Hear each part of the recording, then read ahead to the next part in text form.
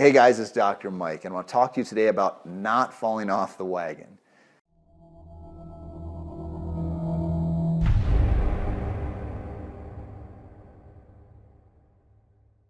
So, how many times have we set a goal to lose weight, stick to a nutrition plan or an exercise plan, and for what seems like very strange reasons, we totally fall off the wagon?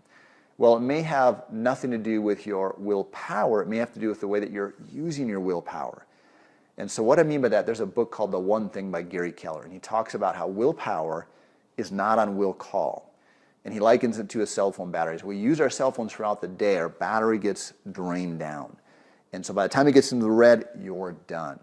So it might be as simple as this. You go to a birthday party, and you decide before you go to the birthday party, you're not going to have any birthday cake.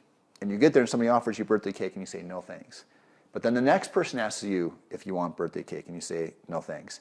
Third person, fourth person, every time you get asked, that's actually draining down your willpower, and at some point you're more likely to say yes. So anytime we have to make a decision, especially a hard decision, anytime we're trying to learn new skills or new habits, those things take brain energy and they drain our willpower down, and we make these very poor decisions that we weren't intending on.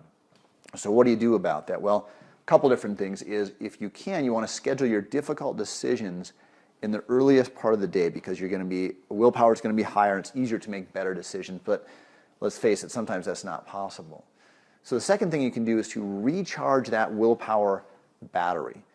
And so let's say if you're going to that birthday party, before you go to that birthday party, you can do a lot of different things. It might be going for a walk.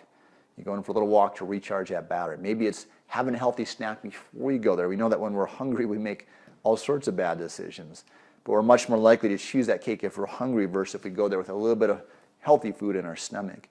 If it's at the end of the day, you're going to go out with some coworkers and you don't want to make a bad decision at the restaurant, again, go for a 5 or 10 minute walk, go to the park for a few minutes, read a book, do something to recharge, do some deep breathing. So you got to figure out what works for you, but recharge that battery before you get into those difficult decisions that are going to pull you off of track. So try it. It works tremendously well.